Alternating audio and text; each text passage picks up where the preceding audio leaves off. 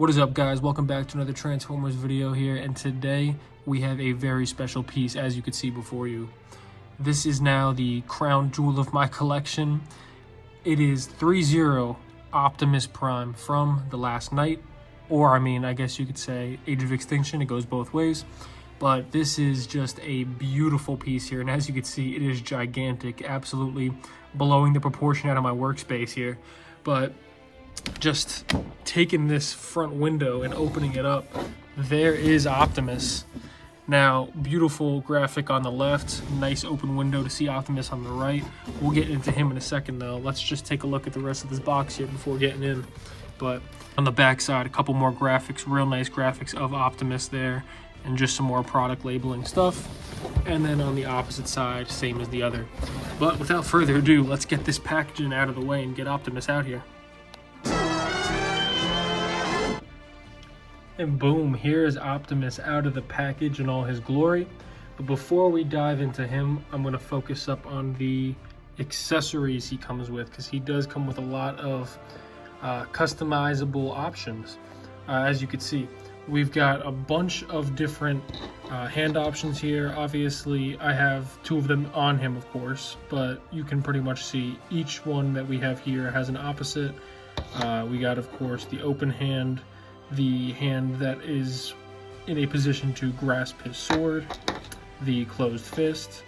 Of course, here we've got these two peg options. This able to go into, I believe this one would be the arm, and this is just another peg for either the arm or the back, I'm guessing. But I have those in as well. I'll show you what the use is for. And that use being to clip in the shield and the sword respectively in different positions. This is one of the arm blades that he actually comes with that you could attach into his arm. And down here we have a back piece which you take out when you want to attach one of these pegs in to hold the sword or the shield on the back. This, of course, you can pretty much see what this is. This is another faceplate for Optimus, as opposed to having his actual face show. And then this is a piece for his arm you can substitute on if you do not want to be grasping the shield onto the arm. This would cover up the hole which protrudes from the arm when you have the shield adjusted. But with that out of the way, let's focus in on Optimus. And as you can see, he is gigantic, whereas even when I pull the camera back, he is pretty much out of frame. So sliding him back all the way and moving myself back, there you can get a full shot of how big this guy really is. And I have him in a pretty cool action pose, kind of reaching to grab his sword out of the position that I have it on his back.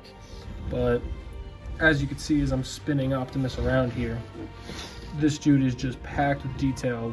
But just giving you a 360 shot before I go into more detail, this guy is just beautiful. Getting in up close here, we can really get a good view of just how detailed this figure is. And of course, after you manually put the batteries into the head, you can press right here, and boom, the eyes will light right up. And you can see even just the sculpt detail of how they have the inside of the eyes patterned is pretty identical to how Optimus appears, the CG model, of course, in the movies, and it just looks absolutely fantastic, as does the entire face and head sculpts. That face for Optimus with the mouth, the nose, everything is just perfect, on par to exactly how he appears in the movie. His head, of course, can turn left and right with some good mobility. The neck, of course, down there, as you can see, is on a separate joint, which moves on its own, apart from the head, as the other ThreeZero figure I reviewed, the Bumblebee, does. But getting a better look at the side of the head there, you could see some real cool Cybertronian glyphs all on the side of his head, towards his earpiece, actually. Actually, that is not a those are just some designs there that look like a Cybertronian glyph towards his ear, but those are just some designs. There are some glyphs here on his shoulder blade, but going around to the back of the head, even more detail in there. As I'll get it to focus, just more detail in there in the back of the head, even where they have to fit a screw in. But pretty much mirrored on the opposite side there, which is some nice detail. But Optimus, his face sculpt just looks absolutely fantastic. Now, to switch out the mouth plate for the other piece, the face shield, you literally just kind of have to kind of pick at the, I mean, there's different ways to do this, but I kind of pick at the bottom, and you can see it comes loose a little bit. You can kind of pick at the top, but if you just pull at it, it will just come right out there, as you can see. And then you just grab the other piece. It has those pegs that will just slide right in there, and you do so. I'm just trying to do it in a way that you could see, but you just push it right in there, and it will fit in perfectly snug, and there you go. You got Optimus's face shield in now. And this looks fantastic as well. I just absolutely love the way his mouth sculpt is on the other piece, but this is a fantastic looking battle mask, real menacing Optimus as well. So I mean, either way, they look great to display. Now, before moving on to more details on Optimus, I am going to show you how this whole back thing works. Now, this is literally just pegged right into his back like those other pieces do. They literally just peg into a hole there. The same thing would work for the other ones, but now showing you how it would look without this piece in. You just take the normal back piece with these two prongs on the end facing upwards, and you literally just peg it right into there, and it fits in flush, and there you go. You have the Optimus design without having to carry something on his back, and super easy to pull this one out. It'll actually fall out sometimes without you wanting it to. You literally just pull it right back off, and it comes right off just like that. But putting this back on and actually staying back here, we can look more at the back design on Optimus. These exhaust pipes for the truck have a really nice kind of charcoal singe where they turn to black here at the end. The way the metal, or not the metal, or this material is painted, where you got the nice transition from the silver chrome into the black pieces, as it would in a truck in real life with all of the smoke coming out of it. But I just think this is painted fantastically. I mean, the fire designs are great. I know a lot of people really don't like the fire designs on the Bayverse Optimus, but I mean, this design was not one of my favorites in the movies when I saw it, but it's really just grown on me over the last couple years, even though the movie isn't my favorite exactly. But focusing on a lot of these details on his back, you could just see how insanely detailed the back of this figure is, and it literally is just the CGI model ripped off the screen. It's almost hard to look for joints and screws in different little areas that would make this a model. It's like a damn near statue. But showing you the crunch on that back a little bit, this guy has some range. You can just see how much of an ab crunch this guy really has with, there you go, how much he can really come forward there and how much of that back is really revealed, just showing you how much detail goes into every aspect of this figure here.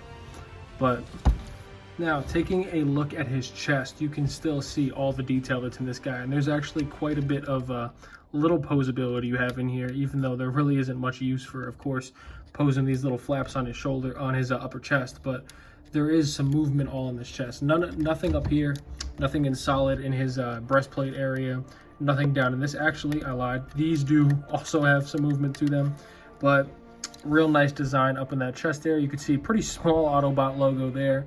You'll kind of miss it if you're just giving him a quick glance, but the Autobot logo is there in the bottom middle of his chest. Crazy design. I mean, just insane.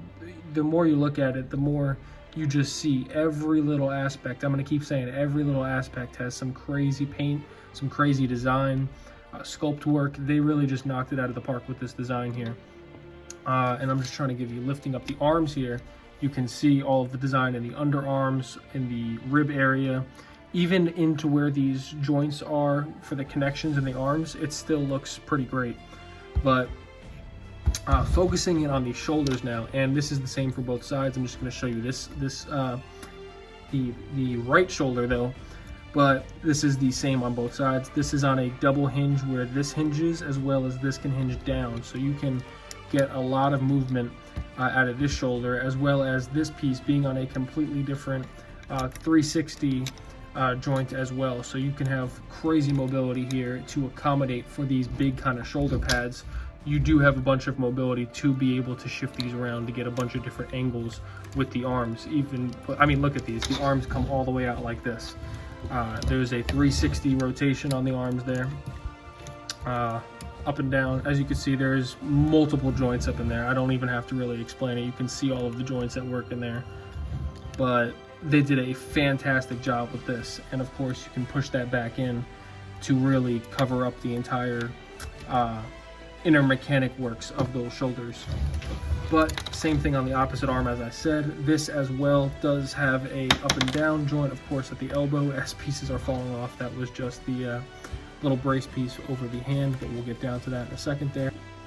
So going down to the arms, of course, again, these are symmetrical, so I'm not going to be showing you the double rotation on the opposite side, but there is a bend there at the elbow. And moving down into the really nice detailed forearm, of course, this is a movable little kind of elbow guard, of course, on both arms. And moving the camera down a little bit more just to show you that elbow guard here is what I was talking about. But the hands, now the only thing I do have to complain about with the hands is sometimes when you're posing around, this piece will fall off, and it's not even on secured too tightly, of course, because you do need to take these off constantly. This kind of hand guard, same thing for both hands, and of course every single piece of, or every single hand accessory has this open hole, so you can tab these into it for all of the different options. So it makes sense why this would be needing to constantly come off, but it does sometimes catch and knock off on its own just when you're posing it, because it is like, I barely put any pressure on it, popped right off. That will happen sometimes, but it looks nice nonetheless. Focusing in on the hands though, specifically, this hand, same thing as the other hand, of course. For the left hand, this is Prime's right hand. This thumb piece actually comes in and out, so you can stick the sword in and fit it in, because this is pretty tightly secured in here. You're not just gonna pull this out. You do need to actually remove the thumb, and then you can put the sword in, and then you can place the thumb right back in. I'm not gonna show you that, but it's just pegs right in and out. Just a super simple thing. But his hand, of course, has a 360 rotation. Fantastic. It can move in all other directions, of course, because they all are on ball joints, but of course it's not limitless mobility. It has, but I mean, it pretty much is limitless for everything you want with his hand. You can pose the sword however you'd like. Now, flipping into the shield side. The shield, as you can see, I'm gonna just pull it off right here, and I'll focus in on the shield real quick. The shield itself, fantastic paint on it with this really weathered looking, not necessarily dirty, but just really weathered looking metal kind of paint design it has on there. There's some nice Cybertronian hieroglyphs on either side there in small black print, and just some really nice detail all throughout this entire shield here with these nice gold accents on the top and these bronze accents in the middle of the bottom. Now on the back side, it is painted with some blue as well, with some more nice weathering details, but this does not turn into kind of the cannon gun that his shield is, whereas there'd be like a little cannon that pops out of here, and the shield kind of pops back and kind of transforms its design a little bit. That is not present here, but it's fantastic nonetheless. It's a great shield. But you'll see it here. There's a peg right there, which any of the pegs fit into. But for this specific one on his arm, it is a very specifically designed peg, and I could take that out right there. Basically, it's like this little Z block. I'm just kind of trying to attribute some kind of familiarity with it. It's like this little Z peg that goes right into his arm, and like I was saying earlier, if you did not even want to have this in here, this piece goes on, and as you can see, there's no hole here, whereas there's a hole there to fit this peg in. But of course, you literally just peg it right into his arm. Goes in super easily. As I drop it right there, it goes in super easily. If I'm putting it in correctly, which I was not, it is like that. Goes in super easily. And then you literally just pick up the shield and peg it in whichever way, and it has full, you can rotate it whichever way, and that works just like that. Now, as I just gave you a detailed look at the shield, I realized I have to do the same for the sword. So the sword, of course, has the same as was present in the shield, that nice as I can zoom this in a little bit more, that nice bronze paint design accenting in the handle / hilts, with of course Optimus's red and blue into the kind of base of the sword, going into some really nicely painted black Cybertronian hieroglyphs all around the actual blade of the sword. And this is identical on either side. I mean, it's completely identical no matter which way you put it, and the sword really does just look fantastic, as does the shield, as does Prime altogether. But that is just a quick close-up of the sword itself.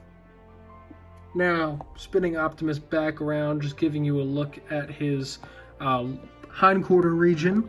This is actually quite important, as this here is actually a peg, which I find the best way is just to pull at the top right there, and it comes right out. And now that is a peg hole, which actually fits in perfectly with this ThreeZero display stand, as every ThreeZero figure of these larger scales, of course, the DLX and above scale, come with these stands. And this is just kind of like standard ThreeZero Transformers branding, last night, Optimus Prime, yada yada yada. This would peg right into there, and this has full adjustments. I'm not going to play around with this right now, though. I will show you what he looks like at the end, but just for explanation purposes, that's where this goes, and that is this little piece right here.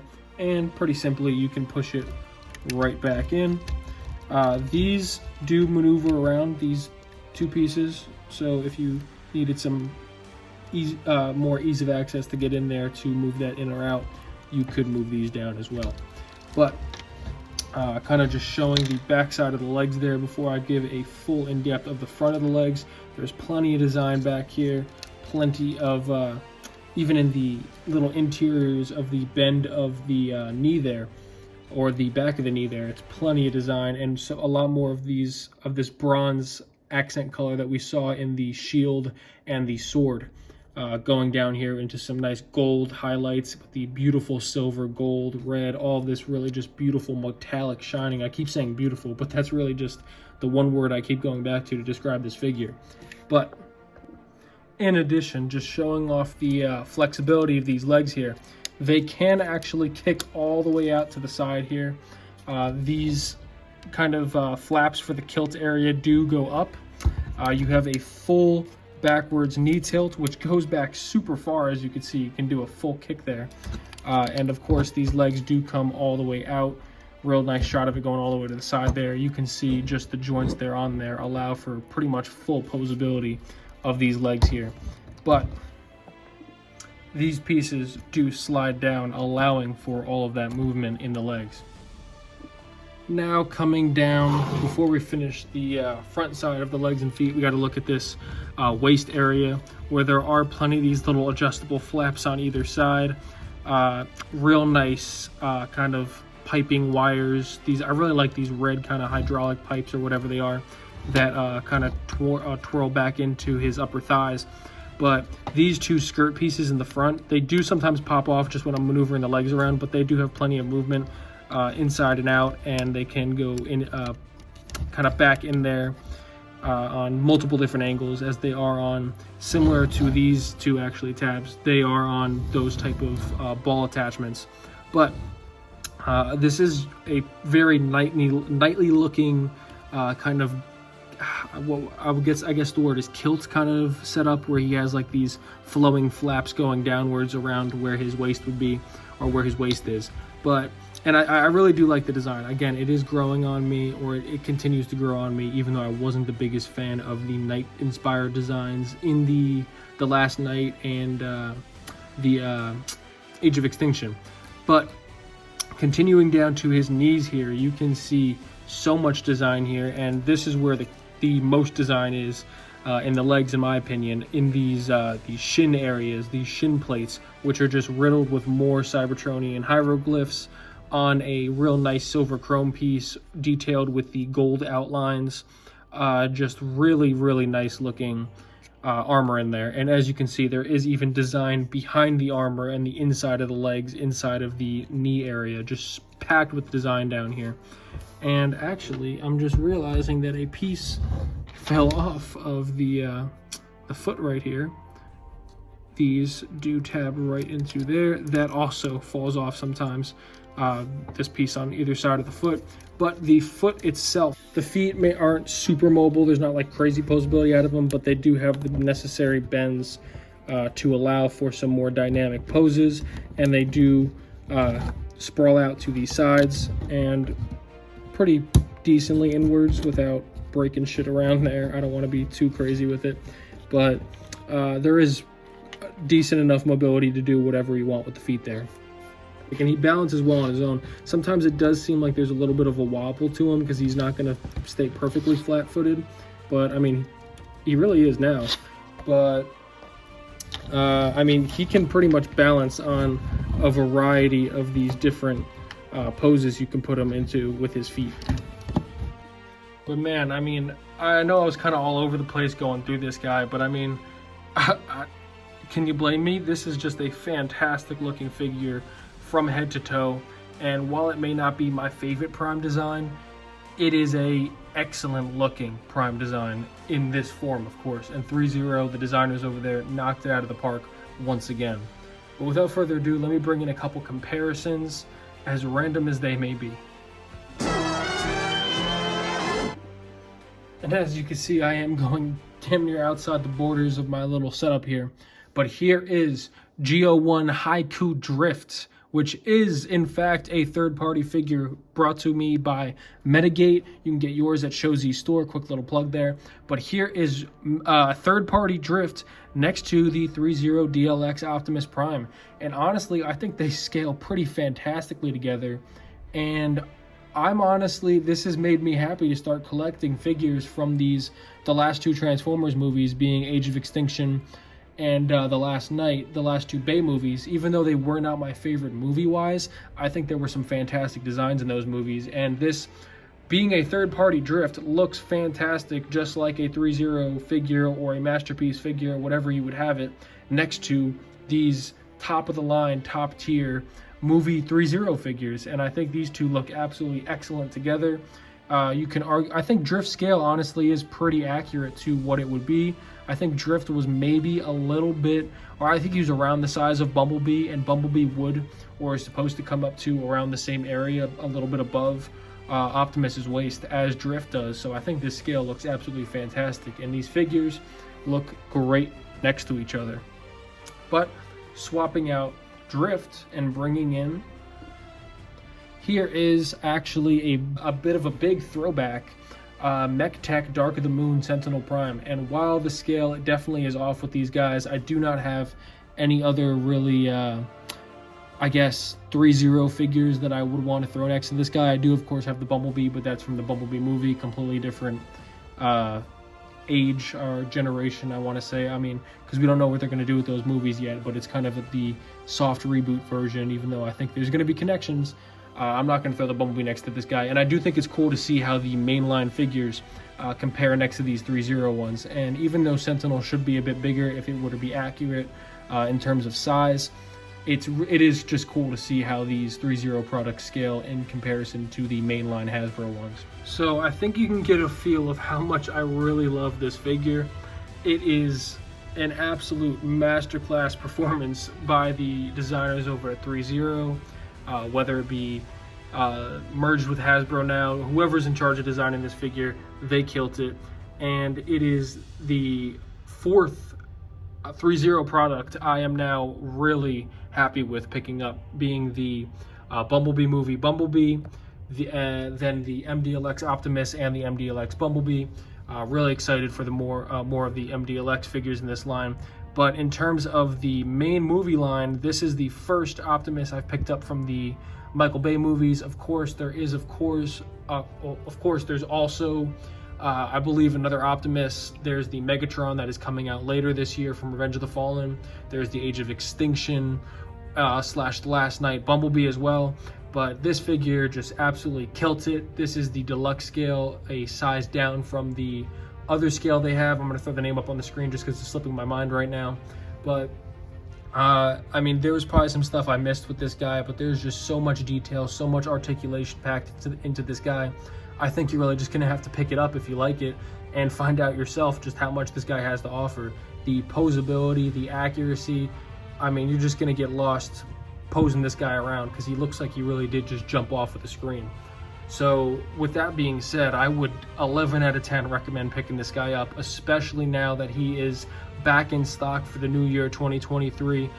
And I mean, this is a new figure. I don't know what I'm talking about back in stock. This is a relatively new figure, but I would buy him while he is in stock, as I should say, because once he's gone, you don't know how long it's going to take them to push out more, if they even will, before they focus on more ThreeZero Transformers products.